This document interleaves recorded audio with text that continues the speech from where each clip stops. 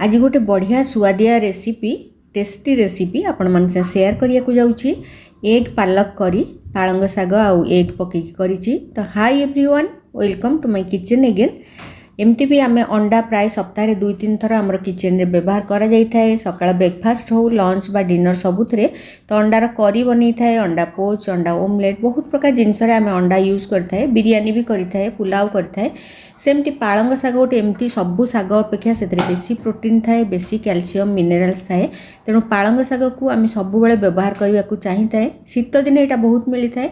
तेणु मुझे गोटे प्रिपेयर करी आज पालंग साग मत बहुत भल मिलता से 400 ग्राम पालंग साग नहीं। पालंग साग जिते फ्रेश हम आमर सब्जी से भल हम आउ टिके कषी पालंग जोड़ा सेटा हेले बेसी भल लगे। प्रथमे मुझे पानी पूरा फुटीगला आम पालंग साग को बॉयल करवा।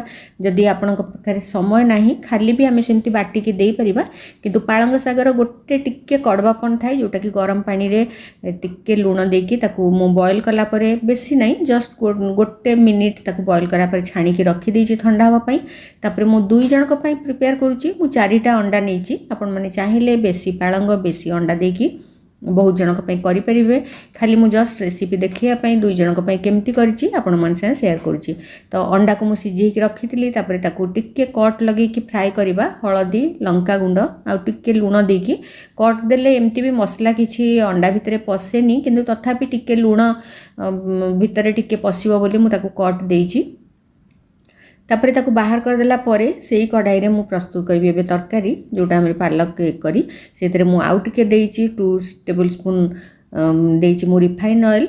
तापर 2टा सुखा लंका, टिके दालचीनी, गोटे तेजपत्र आउ गोटे आधा चामच देछि मु जीरा। ये सब फुटी गला परे 2टा छोट छोट पियाज, 2टा पियाज को छोट छोट खंड करी काटी मु रखिथिली जोटा को ऐड करबा। पियाज भल भाबरे भाजी होवा पर्यंत सिम रे आमे भाजीबा जेमति कि पूरा पियाजटा भाजी हो जिवो। तापर आमे ऐड करबा अदा रसुण रो पेस्ट।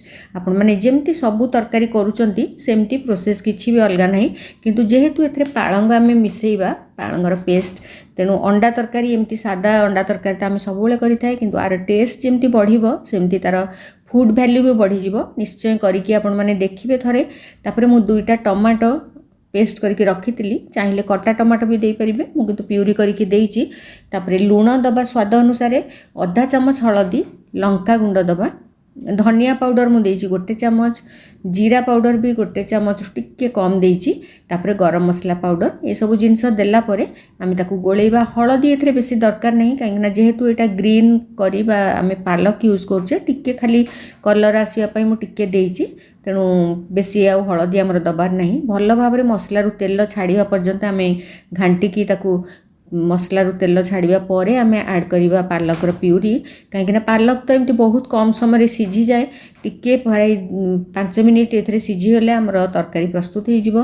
तापर आमे एथरे जो पालक को ठंडा करिकि मु ब्लेंड करके रखिथिली, टिके पानी देकी बाटी देइथिली, सेटा को एबे ऐड करिबा। पालंग बहुत कम समय सिझी थाए। तेणु सिझीगला परे पालंग सिझीगला परे आमे एथरे ऐड करिबा जो भाजी जो अंडा रखिथिले से अंडा को एबे ऐड करिबा। बहुत कम समय आमे आपण ए सब्जी करके खाई परिबे। जेतबेले भी पालंग मिलुची तो 2टा आपण वेजिटेबल भी एटा खाई परिबे। पालंग गोटे वेजिटेबल भलिया आउ अंडा भी खाई परिबे। तेणु एमती मिसेई की करले गोटे सब्जी रे भी भात बा रोटी खाई ही जाए। तापर अंडा को ऐड कला परे आपण माने जदि ग्रेवी रखिया को चाहुथिबे टिके पानी देबे। मु टिके ग्रेवी पई गरम पानी सब बेले मु तरकारी रे यूज करे। तेणु प्राय 1 कप 50 ml खंडे पानी मु देइछि। जदि चाहिबे आउ टिके भी देई परिबे झोल रखिबा पई। एबे मोर तरकारी प्राय 5-7 मिनिट भितरे प्रस्तुत हो गला। आ रोटी संगे हो भात संगे बहुत भल लगे। जो तरकारी फूड वैल्यू थाए सेमती तरकारी आमे प्रस्तुत करी खाइबा कथा। लास्ट रे आमे गरम मसला पाउडर आधा चामच आउ टिके बटर देकी आमे सर्व करिबा। आपण मन को केमती लागिला मो रेसिपी मते निश्चय जणाइबे।